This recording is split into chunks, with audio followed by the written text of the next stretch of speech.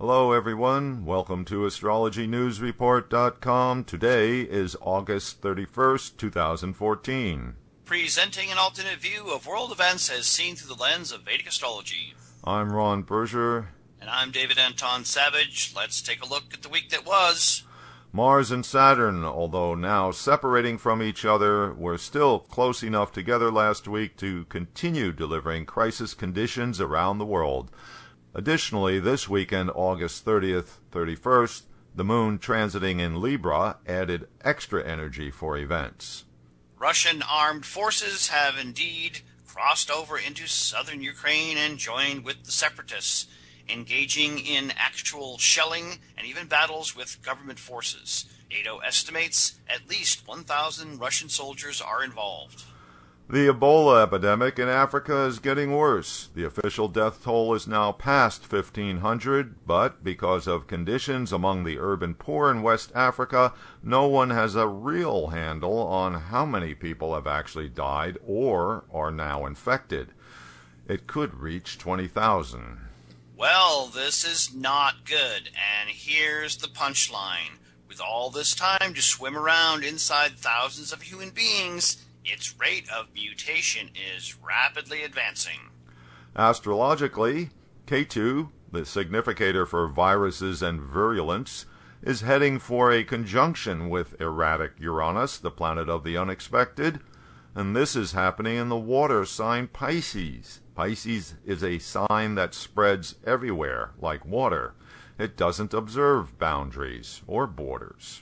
On another note, the exploits of the Islamic State of Iraq and Syria continues to rattle everyone's cage, with militants last week overrunning a major Syrian military airbase in the north of that country. And along the way, the ISIS fighters leave a trail of death. These guys don't take prisoners.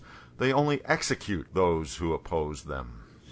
And in case you haven't had your fill of crisis events, here's another one. It appears Pakistan is going through an attempted overthrow of the government. Over the weekend, the ongoing protests by two of the opposition parties, the PAT and the PTI, against Prime Minister Nawaz Sharif, turned into full-fledged violence in the capital, Islamabad. Over here in America, there have been a number of unusual shooting incidents recently, such as a 9-year-old girl at a shooting range firing an Uzi on full automatic, accidentally killing her instructor. Earlier in the month, there was the case of a young black father who was shot dead by police at a Walmart for carrying a pellet gun he was intending to buy. Oh yes, and did you hear about the crew member working on the reality TV show Cops getting killed by gunfire while filming an actual robbery? How's that for some very real reality TV? Makes me wonder if there are some planetary combinations in the USA chart that is promoting this sort of thing. Well, like it or not, this is, in its own way, a form of entertainment for America. The country is very well known for its love affair with guns. Gun culture figures hugely within the nation's mythos. It has to show up in the charts. Mars and Venus are conjunct in the 7th house of the USA chart. Let's see.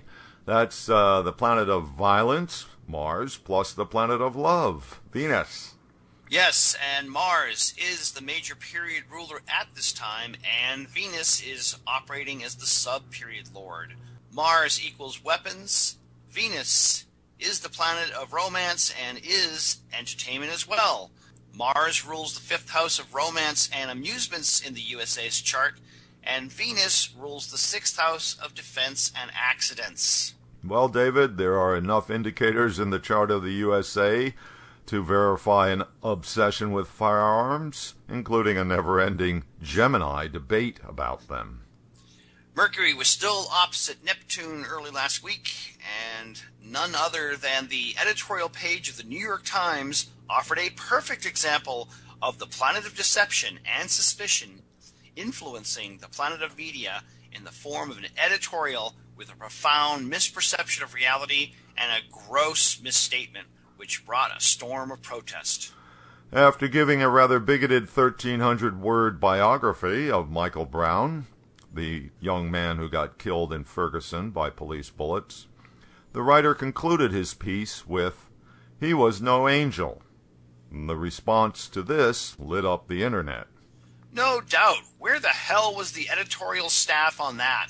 How could they not see that such a comment would indirectly send the message that it was sort of understandable that he got shot, or, worse yet, kinda okay? Really?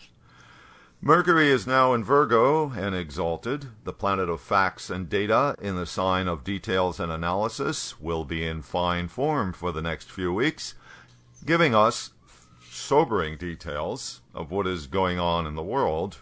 Along those lines comes this report. According to the United Nations, nearly half of all 6.5 million Syrians are displaced as a result of the ongoing civil war, and that 3 million of those Syrians are now registered as refugees in other countries. This makes the growing crisis the biggest humanitarian emergency of our era, yet the world is neither adequately meeting the needs of these refugees nor giving enough support to the countries hosting them. And a final salvo last week from Mercury, planet of facts, being opposite Neptune, planet of illusions, fantasy, deception, and disappointment. Hello Kitty is not a cat!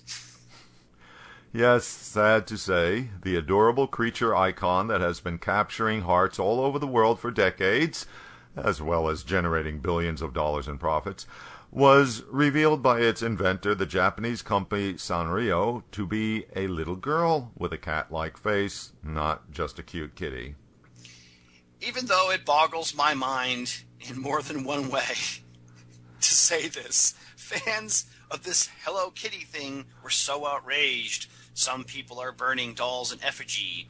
So much so, companies that rent out dumpsters are anticipating a need for more landfill space. And so it goes. That's it for this week's Review of the Week. Be sure to click in with us next week. And you can get daily updates by following us on Twitter at Astro News Report.